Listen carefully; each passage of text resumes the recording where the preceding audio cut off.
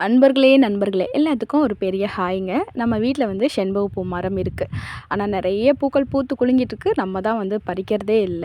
அ இன்னைக்கு கொஞ்சம் பூ பறிச்சு மோந்து பார்த்தேங்க. அவ்ளோ ஸ்மெல்லு. இந்த ஸ்மெல்லுக்காக தான் தலையே வலிக்கும் போல இருக்கு.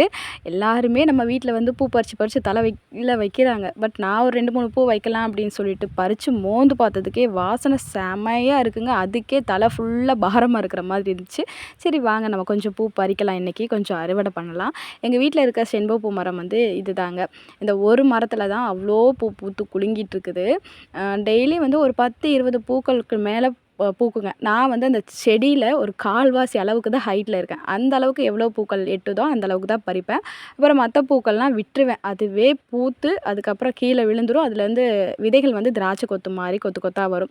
வீட்ல எப்பயாவது ஃப்ரீயா இருந்தாங்கன்னா அவங்கள பறிக்க சொல்லுவேன். அப்படி இல்லைன்னா நான் தான் ஒரு சில பேர் இன்னமும் வாட்ஸ்அப்ல கேட்டுட்டு தான் இருக்கீங்க. இதோட கட்டிங்ஸ் குடுங்க.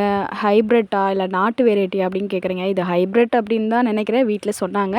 ஆனா இப்போதைக்கு வந்து இதில கட்டிங்ஸ் எடுக்க முடியாதுங்க. ஏன்னா பூக்கள் வந்து பூத்து குலுங்கிட்டு இருக்குது. எல்லாத்துலயுமே மொட்டு இருக்கனால இப்போதைக்கு கட்டிங்ஸ் எடுக்க முடியாதுங்க.